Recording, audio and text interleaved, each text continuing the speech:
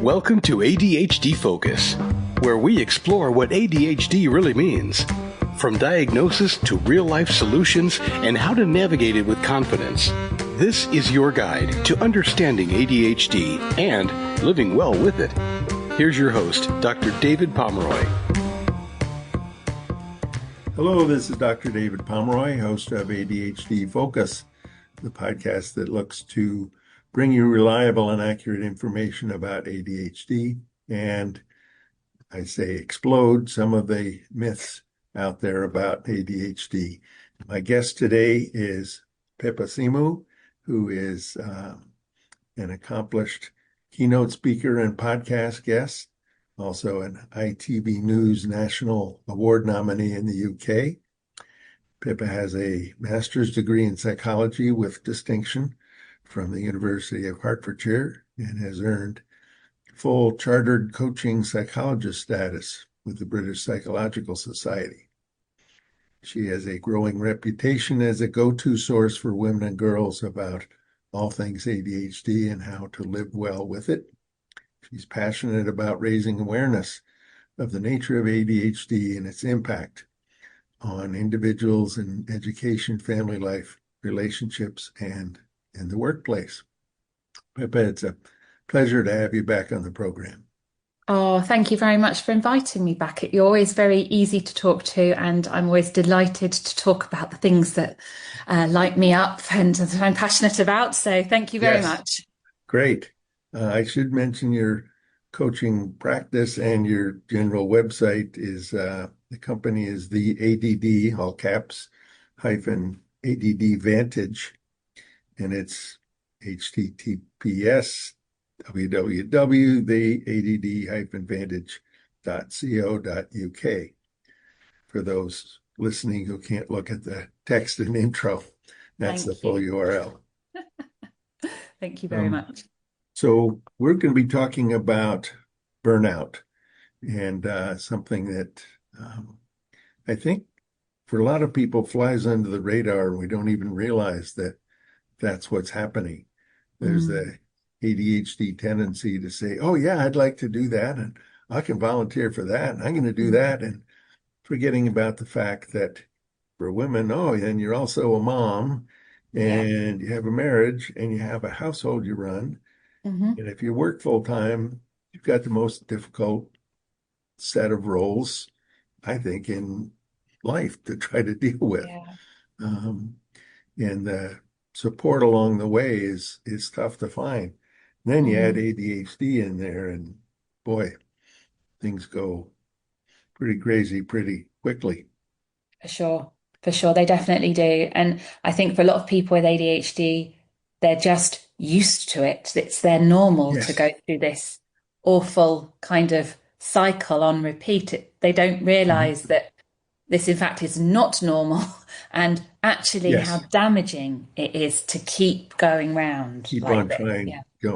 I can recall thinking, this was back in my probably 20s and 30s, that, man, I just seem to have this, I get way overcommitted, and then I have to cut back things, and then I'm bored, and I get way overcommitted again, and there's this cycle of every few years. There it is. I couldn't figure out what it was. It took a long time before when I was diagnosed with ADHD, then that's why that happens. It hasn't stopped it from happening yet, but but knowing what's going on can can make such a difference. To have vocabulary, to name it, to understand that it is a thing, and when you understand that, there is a chance that it's going to stop running you, and you might be able to start taking charge of it. But it is a big problem for people with ADHD. Huge, definitely. And also, I think recognizing that if you're having a hard time keeping up with all the things you've overcommitted to, that it's not your fault. It's not because you're not good enough, or that you have to try harder at doing all of those things. this is why, and it's okay to drop this. It's okay to say, no, I don't want to Yeah. volunteer to run the school auction again. Yeah. Yeah. That And you can't, that there has to be, if I'm saying yes to this, then I need to say no to something else. Like you Mhm. can't, it's not a tap. Your energy is not a tap. You can't just open it Yeah, and let it open up run. more and Like, more. yeah, it is finite and something will have to give. And ideally, that's not your mental health and your physical well-being. Ideally, that's not the thing that gives, Yeah, right? That's what we hope for. yeah. And the mental and emotional energy to keep up with that Mm.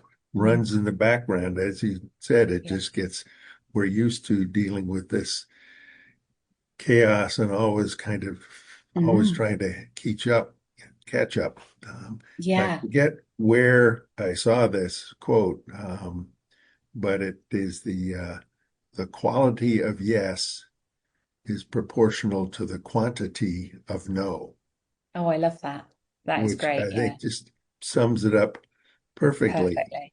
Yeah, Um, it really that you can does. do a good job on some things. Nobody can do a good job on everything, Definitely. particularly with ADD, everything you want to be able to do. Yes. So you have to be okay Yeah, with saying no. Um, you do. and And that that, is something that you have to learn and practice. You yes. know, I think it's Russell Barkley that says it's not that people with ADHD don't know what to do. It's they don't know how to do what they know. Like we're so Mhm. used to saying, yes, absolutely, I'll do that. Oh, yes, I'll take you to the airport. Yes, I'll run that for you. Yeah, we we we know we should say no. Really, we don't really have time, but we never have done it. The the Yeah. the the potential consequences for us of saying no are in our head way too catastrophic. You know, I'll be judged, Mhm. I'll be hated, I'll be demoted. That we just And keep it's, inviting this stuff in. yes. And it's interesting. I want to learn more about that. I want to be able to do ceramics and learn how to play an instrument and Hmm. learn folk dancing and remember to have the laundry done and meals Yeah. planned and all those things that run in the background Yeah. uh, that then all of a sudden don't fit. Um, Mm. so you talk about burnout prevention and in a number of different domains to look at. Hmm. So I'd like to go through those, and if you could explain what you mean and how it works with these. Um, Yeah. and So then we'll. I'm very happy to do that. I just would like to put it in the context of where it came up. So I was asked to Mhm. Yeah. speak at an event called Legal Unmasked, and it was the first event that had been pitched at neurodivergent legal professionals. And Mm. the person organizing it had heard me speak somewhere else and asked if I would speak kind of in a similar way where she'd heard me, that I would just kind of copy and paste. And I Mhm. said to her, "Oh, I'm happy to do that." But I did say, is anyone talking to them about burnout though? Because I feel like this group, in particular, legal professionals, probably are even more vulnerable than your average ADHD Mhm. to that. And so we agreed that that's what I would talk about. So it was a new and I'm more often talking about the female experience or relationships, rejection, sensitivity, this kind of things. This was a bit of a new departure for me. So I wanted them first to understand that burnout is an actual thing and for them to see it, to see this, it is Mhm. a cycle. And I think it was Russell Ramsey that I heard speak about this some years ago at one of the ADHD international ADHD conferences. And the thing that really stayed with me was he called stage one of burnout the honeymoon period. And he said Mm. that is where the work needs to be done in the honeymoon phase when you are energized, when maybe it's a new job, a new Mm. relationship, you've moved to a new area, something new and shiny is going on, and you're super energized and excited. But that's where we set ourselves up for the whole cycle then going round Mhm. because we overcommit, we're over enthusiastic, we are so many new shinies coming at us. So that was kind of my starting point, to think about the honeymoon phase. And when we're in that phase of being well and energized, that is where we need to be vigilant and be like proactive and intentional to avoid, like, basically to break it. That's when we break it, in that time. So when I came up with the kind of the areas to consider, I wouldn't say to anyone, oh, you must consider all 10 of these areas to do this properly. It was more like me suggesting, for example, it's not just work, guys. You can't just think about it in the workplace. This is across all areas of your life, in relationships, in running your home, in your driving. It's everywhere. Yeah, right.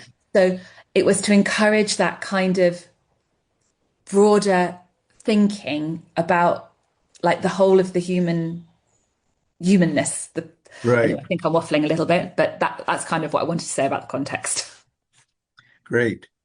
One thing that strikes me, or a couple of things, certainly underlying it is the ADHD mind tendency to ignore the concept of time.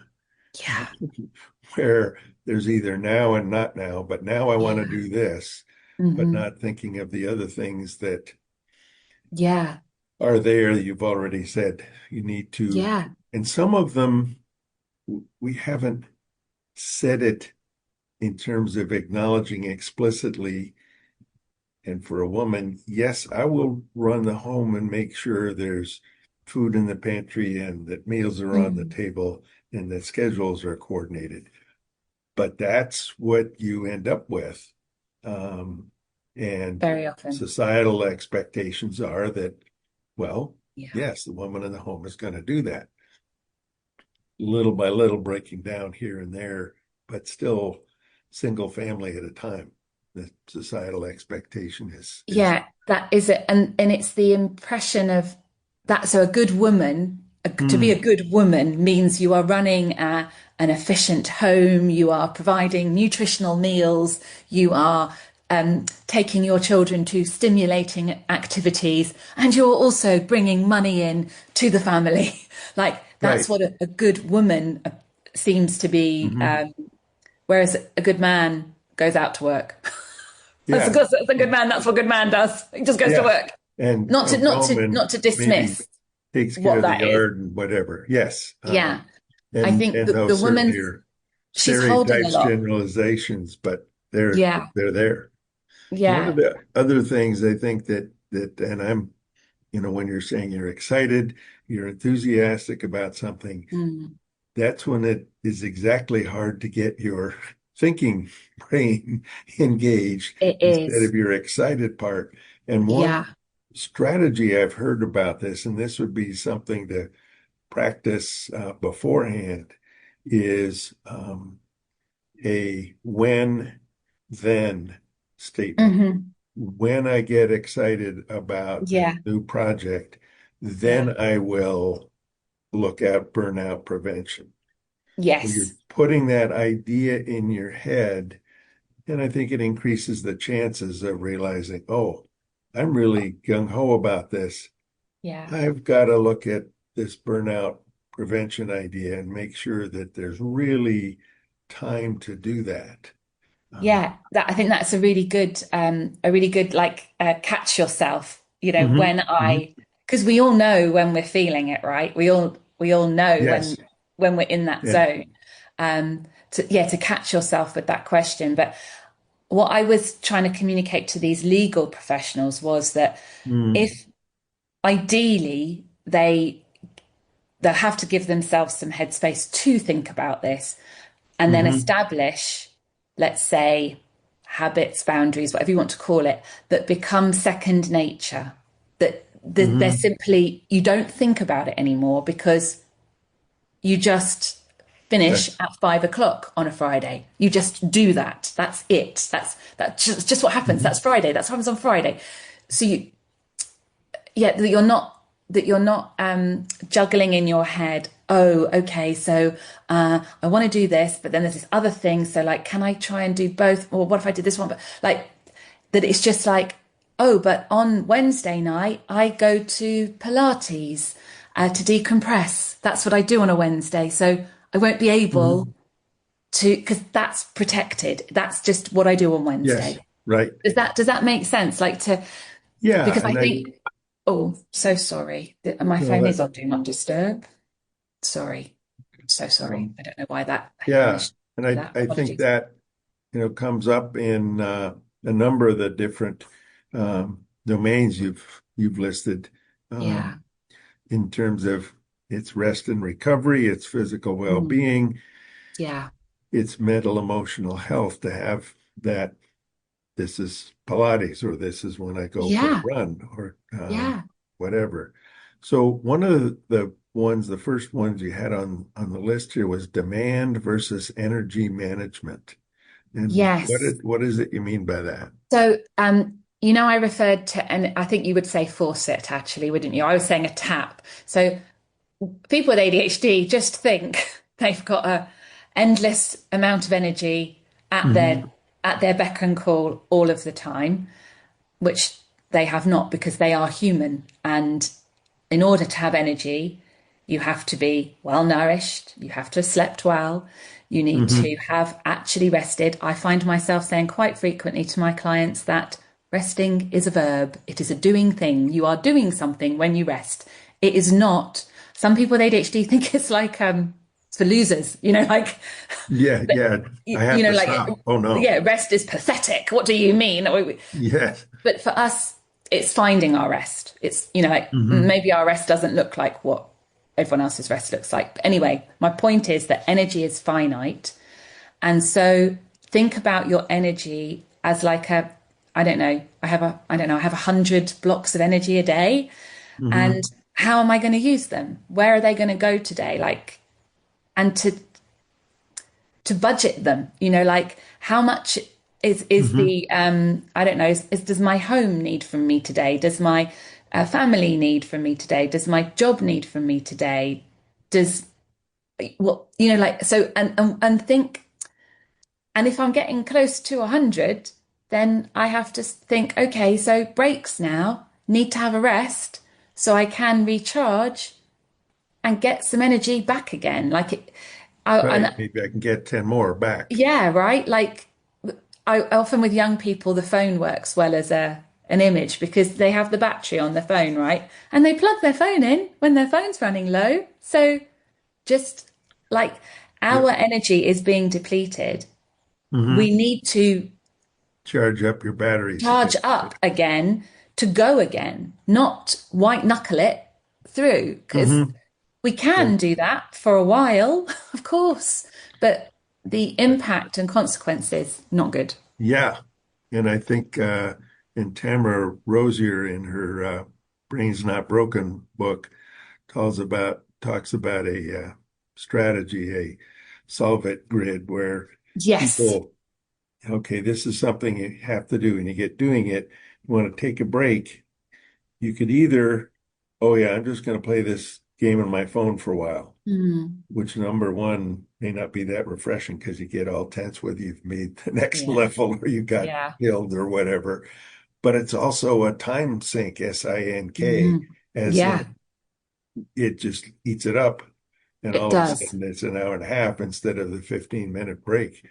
Or Yeah, you could do something like some deep breathing or go for a 10-minute walk exactly. outside, which is there's different air on your face there. You can see Hmm. further. It's hopefully sunny here in Seattle. Yeah, Put the hood up in your coat and go out anyway. Um, and that's a refresh, recharge to exactly. your That's the way. brain, your Yeah, environment. That's where you get back some yeah. spoons, It's one of these concepts yeah, of the spoon how night. many, Yes, yeah, how many yeah, spoons do you have for exactly the that. day? Yeah. And what are you going to spend them on? And there'll Yes, be some days when you don't start out with as many spoons. Maybe you exactly. And didn't then get. you lean into that. You are aware of that, and you make Hmm. choices in line with that. knowing that tomorrow or next week you'll be back up again. And Yeah. whatever it is will actually wait for you, because it normally does, you know. And trying Yeah, harder all the time doesn't yeah, work. it definitely doesn't. No, it will. I often hear myself saying that to my clients, especially again, the young people. It will never be that we have to try harder, because no one's trying harder than we are. I know that. Like, That's no one right. is trying hard. And If it, it was just try harder, we'd be rocking it. It's yes, try differently. absolutely. Try in line with the brain that you've got. Try in line with what you actually need. So I think the scrolling on the phone or playing the game on the phone is like it's a bit of self-sabotage, because Yeah. the brain, like, it's literally right there in your hand. I don't have to, it's already baked. I just have to reach for it, and then it's kind of like a numbing. I think like Oh, a yeah. It numbs and it yeah, occupies your mind. So it maybe numbs you from the discomfort of thinking, I've got all this stuff to do and I don't have the energy yeah, to do it.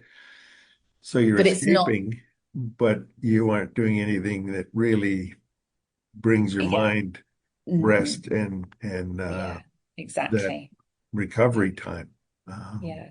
which is so important. And then I think going along with this, the demand that we put on ourselves, that Mm, society's put on us, that work has put on us, and the amount mm. of energy there is the work-life boundaries or Oh, definitely. the family personal time Yeah. boundaries.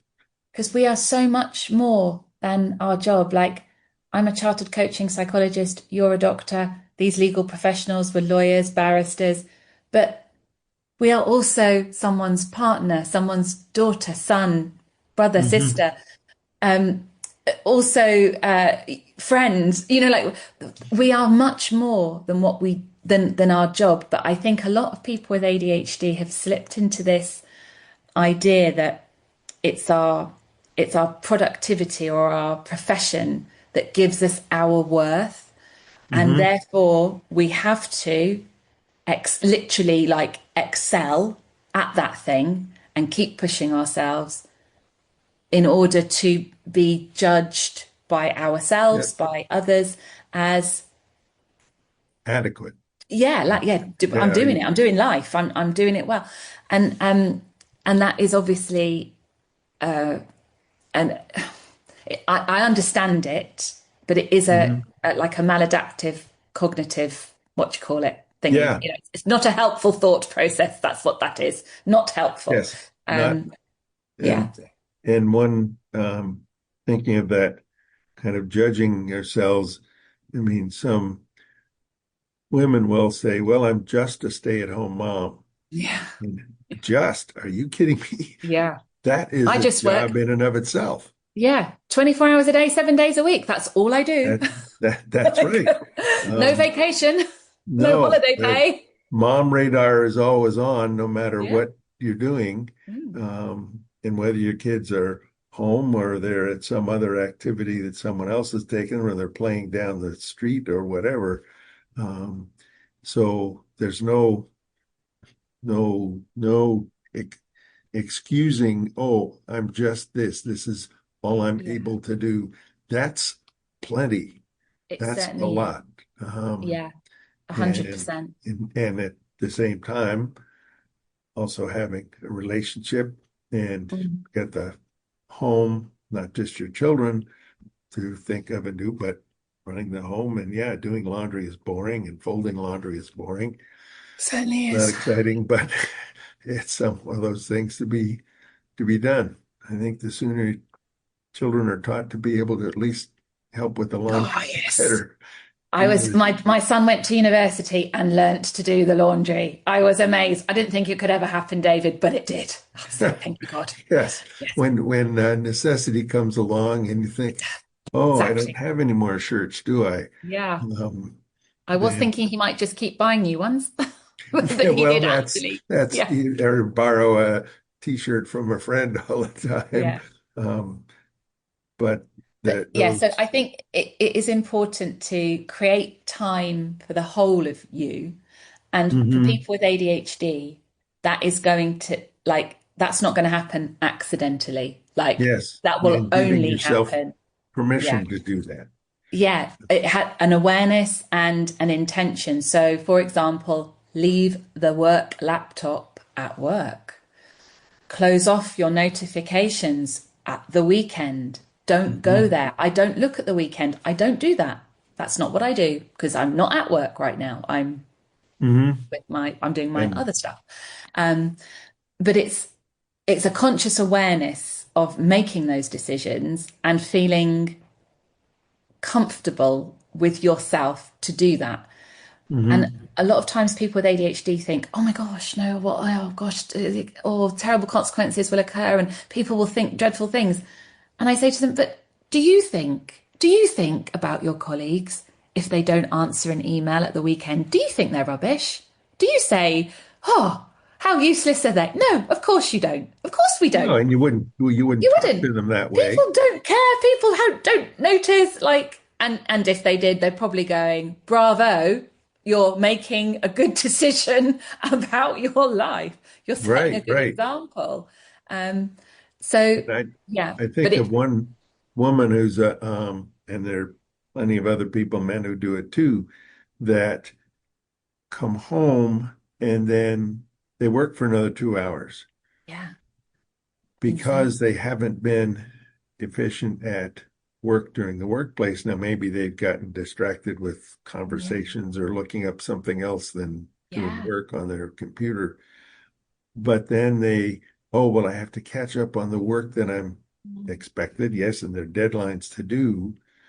So it's that trying harder part, yeah, justifying it by, but I've got to work. I've got to keep up yeah, deadlines at work. Okay, yes, you have to keep your performance levels up, whatever.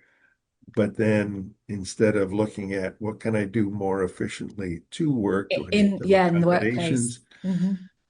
What can I do to Yeah, say it's 6 o'clock, I'm stopping. I don't yeah, work exactly, tonight. Um, exactly that. because And then for that people turns like into us, that cycle yeah. of, oh yes, but now I need some me time after I've worked till 10 o'clock at night. And then, of course, we're late to And then it bed, goes and to yes, midnight. And then on you it have to get up goes. at Yeah, 6 and yeah. you, Go um, again.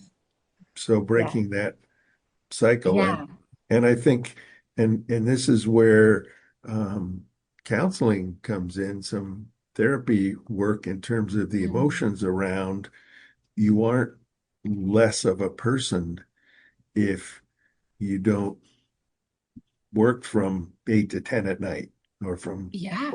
stay at My work till goodness. 8:30. Yeah, And yet there are a lot of emotions about that and there are. background messages to unpack and give yourself some grace about. Yeah, and also if you like, you will have so much more to give to your work and to Hmm. everything had Hmm. you said 6 o'clock, I'm done. That's Hmm. it's shut now. And like you said, the thing to do, let's imagine that you had not done what you needed to do at work. Because sometimes I say genuinely, sometimes I think we haven't done enough, but we definitely have. But let's say you are aware you got really distracted and you went down some rabbit hole and hours were lost.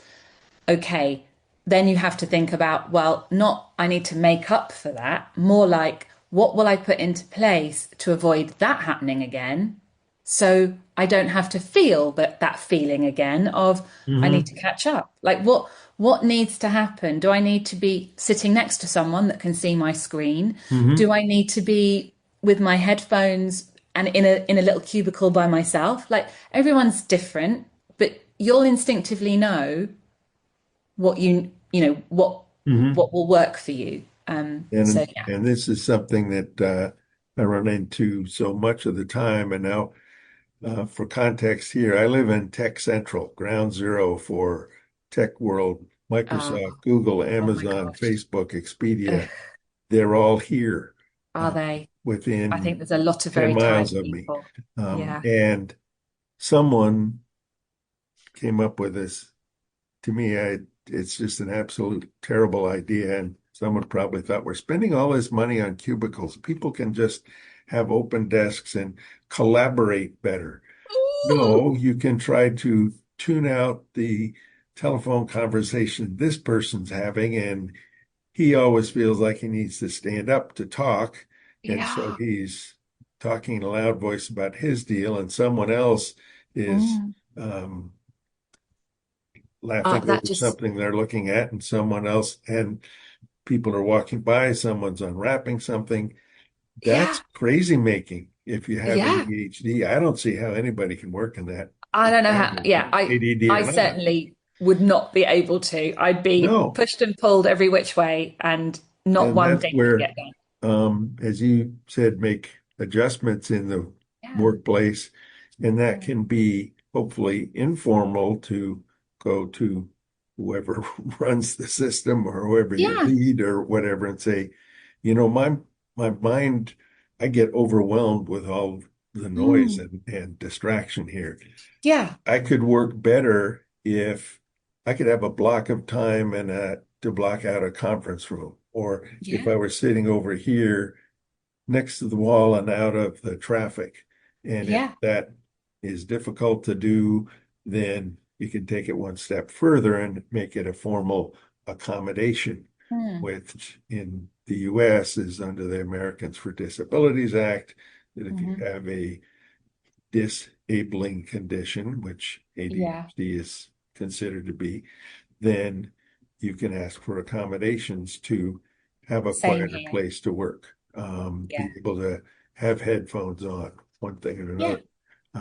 And I think one of the more impactful things for a lot of people is to be able to say from 9 to 11 on these 3 days a week, nobody can put meetings in my schedule. That's my blocked out time, so I can actually work and get the work done instead of going to 17 meetings about the work you're supposed to be doing. Oh my gosh, yes, right? Like, yes, and knowing that it's okay to ask for that. That you don't have to let it happen to you that you've got 17 meetings in one day. Like, say, and you don't have to say, I have ADHD, so therefore. No. You can just say, for me to be my best productive self, I need uninterrupted time for deep thinking work or for completion or whatever. But that's what I need. It should be most to the work of the team. If I have a quieter place to work, or if I have dedicated time to work, and it just, and I don't like corporate politics or whatever, and which is why I don't work for a corporation. But the expectation, there's this meeting, and someone else in rungs above you in the corporate ladder has decided that these meetings are necessary. And it's difficult to say, well, no, I need to work and not talk about the work. And it's difficult to fight. It's an uphill battle. I think no human should go to a meeting unless it is expected that they would contribute to the meeting, as in like they have something important to bring. Humans should not be in meetings to listen to stuff. Just give them a memo. There we are, guys. That's what we decided. Off you go. Right. Do we like I get, it makes me feel quite physically uncomfortable I've been as a teacher. I was a teacher. We used to have sit-in meetings for, oh my gosh, meeting's sake. And I felt like I had pins in my skin. I was just like, this is just, there are so many things I could be doing right now that are so much more useful. And I just have to than sitting here listening to you waffle on when no one's going to ask me what I think. I just, anyway, yes, I agree. So one of the other things on the things to look at in terms of burnout prevention was meaning and purpose. Yes. So I don't know whether this is, I don't want to say this is not every human. I don't know whether it is every human, but I feel strongly that people with ADHD must be working. If they're going to be successful and flourish in the workplace, it has to be in line with their purpose, their values. They have to believe in it. We are not half-hearted people. We are all in people. And so to expect ourselves to be all in on, I don't know, accountancy, if we are actually an athlete in our heart, don't do that. Like, don't tell yourself. I think in my head, when I was thinking about the legal professionals, I could hear like, parents saying to children, well, you should be a lawyer. That's a terribly good job. And, lawyers are never unemployed and they make a good salary. You should do that. I'm not saying that's terrible advice, but if you don't see the value and meaning in that work, do not go there, because it will feel like you're banging your head on repeat. Yeah. And so I do think that it's important that people with ADHD are aware of the impact on themselves if they are not, like, if they are working against the things that they value, if they are not in line with their purpose. It's great. It's going like they're swimming upstream. They're they're not. Yeah. Oh yeah. There's always this current instead of going with the passion. If you have definitely the passion, like I was working with a young man today, and he's clearly an artist. He is fabulous at art, but he's also doing maths and physics. And I said to him, that's interesting. Why did you choose those things? And he said, well, I thought they were sensible. My parents thought they were sensible, and they don't think art is very sensible. And I was like, oh dear, poor love. Like, he's an artist in his heart. And he can use that. He can make a living.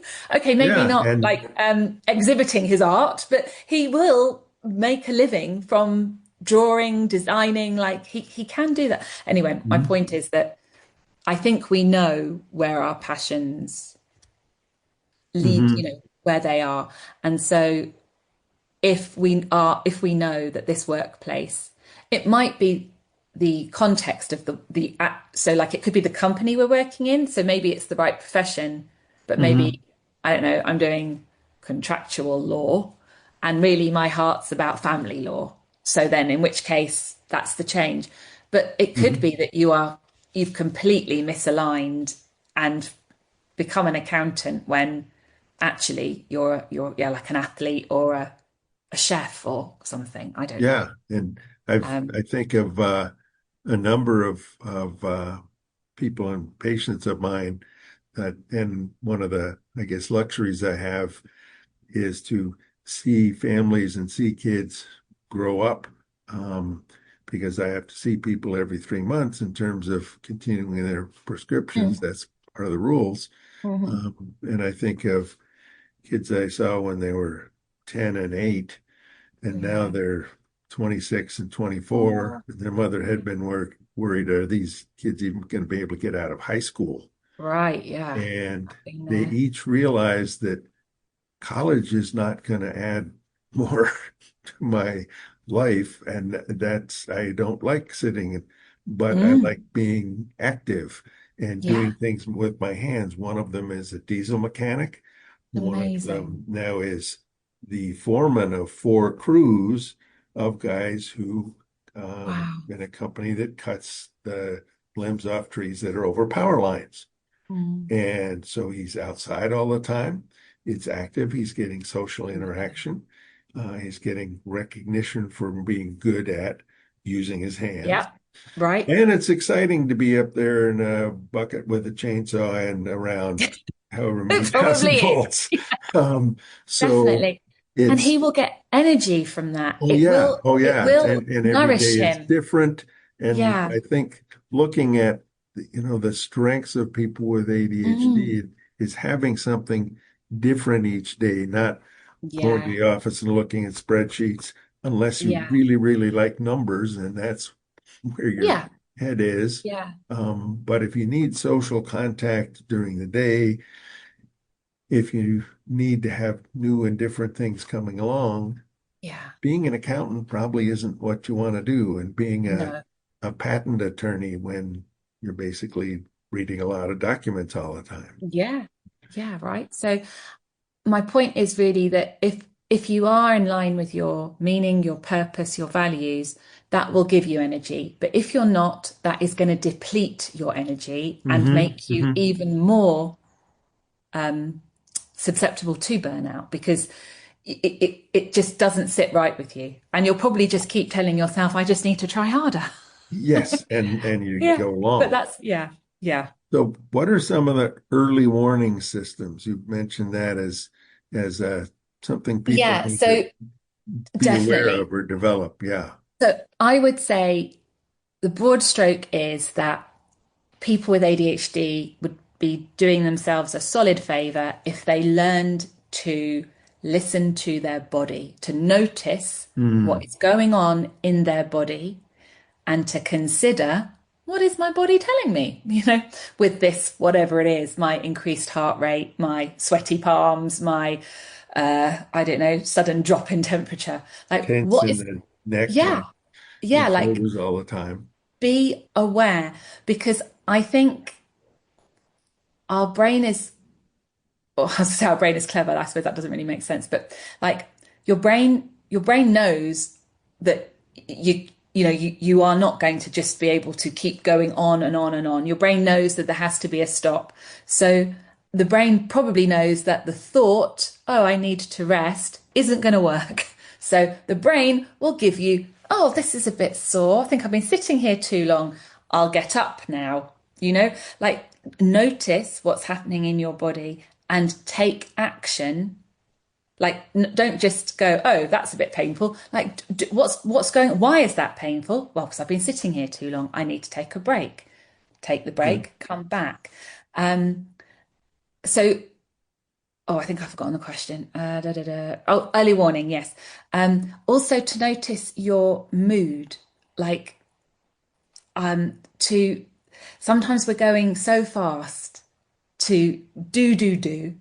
Hmm. We don't Look at you don't being. sort of, yeah, we're not yeah, we're not, but that's really good, David. We're not being, we're just do.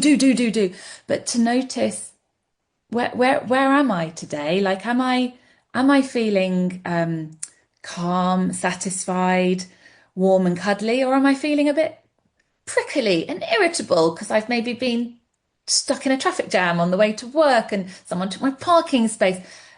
If you and to know how different that is for you. Like, is that a very Hmm. strange, is prickly, like, I don't know, is that 5 days out of 7? Or is that actually 1 day out of 30 in the month normally? And if it's getting up, check in with what's going on. Like, pause, reflect. Hmm. And of course, that's so easy for me to say and so hard for ADHD people to do.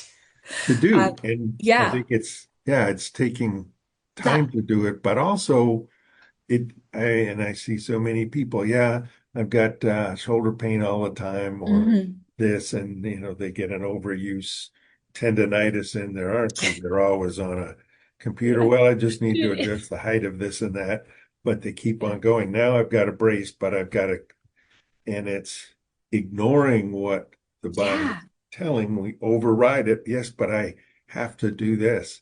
And I'm no, you thinking need of to, something yeah. I did many years ago. I think I was in med school, and I realized now I really hadn't been in touch with my body at all.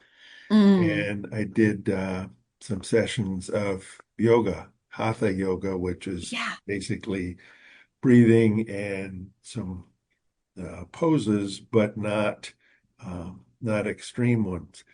And I realized as I was walking back home that I could feel everywhere in my body, and it wasn't just automatic walking. Yeah. And that's the kind of awareness of just what's tense, doing something that can relax. Maybe it is going Yeah. for a walk. Maybe it's going swimming. Maybe it's doing yoga or Pilates, something that you need to move your body, but you need to be aware of it while you're doing it. That's the whole Yes. purpose of Yeah. it. And then one can be more aware of, oh boy, yeah, my shoulder Mm. coming up around my ears And Yeah. number one, I have to consciously put them down. But number two, what is it that's going on that's Yeah, making that happen? I that's think right. that's the key part is to look at what's going on here. So Yeah. that's And a I think possibly we could definitely still override it all. So I would encourage people to communicate this with someone else, ideally someone that Mhm. cares for you. Like let them know, oh yeah, I'm feeling really tight and tense. You've said it out loud, they've heard it. Then maybe you're going to get into a conversation where they might have noticed, is that because you have been at your desk until 10 o'clock last night and then you got up really early this morning? Not to shame you, but just to help you Yeah, see, point things out. yeah, like, yeah, and I think that we, we need, well, I can speak for myself. I need that because I know I can I can override it in my own head. I can notice Mhm. it. I can Sure. go, okay, just do a few stretches and I'll carry on. But Yeah. Yeah.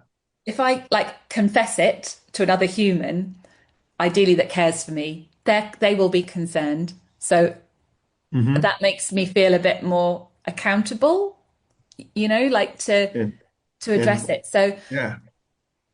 maybe that feels a bit strange to some people, but I know that's what I need to do in order to make myself listen. I also think that people with ADHD are often they do have sensory processing differences, Hmm. and I Hmm. think if in terms of early warning, I think if you notice your response to sensory input is becoming more either hyper or hypo than Hmm. standard, that's another good indicator that things are not where they should be. Like if you could tolerate the open office, for 3 weeks, and now it's so you want to sort of Getting to throw be, things yeah. at people and scream, then Hmm. notice, okay, there is something wrong here. What am I going to do about it? And like it's not always on the person with ADHD to do something about it, but it is on them to notice it. And if they Hmm. are not able to do something for themselves, then they need to let someone They else say know it. and say it and see what could be done to help. And that it's not a fail to Yeah, ask for it's help. try something different and asking Yeah, for help. And I think yeah, definitely, um, our self-talk is what we're saying to ourselves or what we're hearing a mm, teacher or a parent would say. And so we're stuck in our head as opposed to saying it. And just the act of hearing, for me, hearing myself say it, I may yeah, then have the thought, well, that doesn't really make any sense. Whereas my yeah, own self-talk is, well, you're yes, supposed to be able to do that. You got to yeah, try yeah, harder. That's the best way to do it definitely. and to say it and then get input from someone else as far as an Mm, observation. Well, that may trigger off a whole nother set of ways to look at it because exactly. our ADHD associational mind is pings around on a bunch of other ideas on that. Yeah, So it's getting it out it verbally is. that makes the difference. And whether I that's think. with a trusted friend who, is Mm, not going to be judgmental, mm, uh, a partner, a therapist, a coach, yeah, someone that yeah, you can just talk with, and I exactly. think get that get that out. Mm, Um, and as far as resources and support, certainly individuals, support groups, and there are yeah, plenty there is. nowadays. There are plenty of online support groups, There and is. in-person ones, but the ADA and Chad each have excellent support group offerings where whether it's for moms or kids or teens or Yeah. people in the workplace or people in certain areas of work, that Yeah, that we have something similar here. ADHD UK, this is a charity, and they have support groups for people of different ages, stages, professions, even. There's a lot going on. I would say find your people. Sometimes the idea of a support group can feel a bit icky. Sometimes it's just what you need, but finding our people is essential. And keeping company with them, like doing things. If it's not a support group, then it's going paddleboarding with the paddleboarding girls, and or whatever it is. Like you find it's I think humans, we are created really for connection. Sure, And sure. a lot, yeah, I think people with ADHD carry quite a lot of shame and worry and fear of what would happen if they saw me, kind of thing, as I really am. But it's finding people that you feel absolutely safe to just, yes. And if you're doing an activity instead of having to perform, and if it's paddleboarding, if it's, I would wonder about paddleball and trying to do that, or cycling, and you don't have to be out at the lead of that pack, or you can find a group of people that like to go leisurely pace and not 20 miles an hour or 30 kilometers an hour, whatever.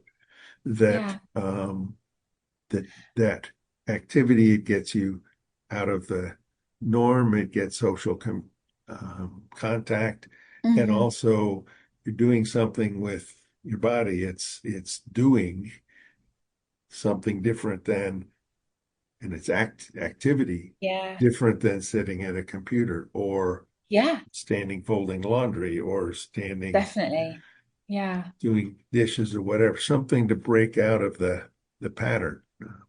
So, that's right. So resources and support, very helpful.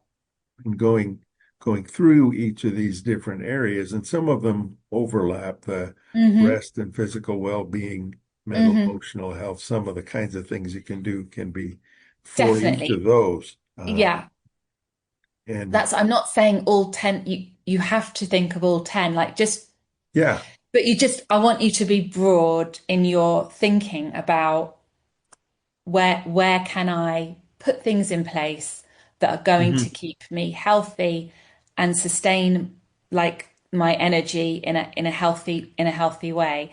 When I did the talk to the legal professionals, I made like a little self-evaluation, like a check-in to see where, where am I? So am I almost at burnout, or am I in the honeymoon phase? Like, where am I? And then also something like to help them create a burnout prevention plan. I'm very happy to send them to you as PDFs if you want to put them in the, I don't know, whatever you call it, blurb. You can do that.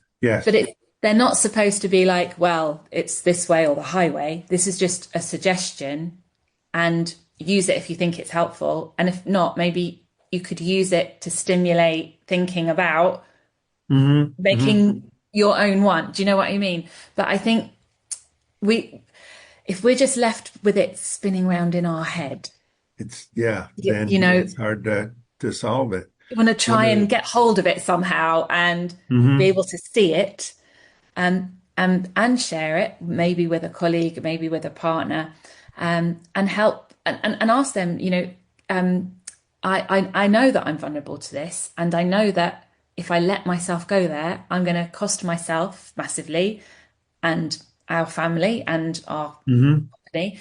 So can you keep an eye on me? Can you help me? Can you ask me, when's the last time you thought about where you are in the old burnout cycle, Pippa? Just ask that question. That can be useful. So yes, I'm happy to send those to you. One of the things I thought, and I printed out your burnout strategy prevention list, and I got thinking, if I just sat down and said, okay, I have to come up with 3 or 4 things in each of these, I might get to 2 of them and think, boy, I don't want to do this anymore. But if I had it posted somewhere I could just, something occurs to me, I could put this down under this one and this one here. It doesn't have to be all at once. It doesn't have to be an outline, but something there. And one other thing that occurred to me as far as the checking in, we can try to think of words that would be like prickly. I love that. Am I feeling prickly? Yeah. Well, you could also have a bunch of emojis, essentially.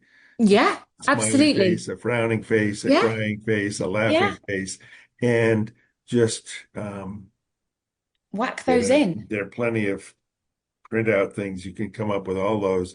Circle one that day. What am I feeling today? So that you get a sense of, boy, there are a whole lot of frowning faces coming along. Exactly. What's going on? And that's we need something like that, because you said we're now, not now. And that's so true, isn't it? Like, it's like Groundhog Day. It's just like going around in this stupid not realizing, oh my gosh, I felt like this for 3 weeks. What am I doing? Right. And how are you doing? Well, I'm doing okay. If you really look at over this past 2 weeks, and I've had 8 frowning days and 2 great ones. Or the other way around, I've had 2 frowning days. I'm really having a hard time. You know what? You had 12 smiling, doing okay, but you're in the frowning day and it thinks, like, I can't do anything. Yeah. Today, you're having a hard time doing something, but you can do things. Absolutely. And unfortunately, we're at the close of our time. No worries. It's been so wonderful talking with you about something that I certainly agree is very, very important for us to look at, and a self-examination, because understanding ADHD, it's well and good to read about things, whatever, but really looking at ourselves and how does each person's flavor of ADHD show up, and then what can we do about that? I always say that my goal is to help people live well with ADHD. That's what that's what I want for myself and for the people I work with, that we would live well.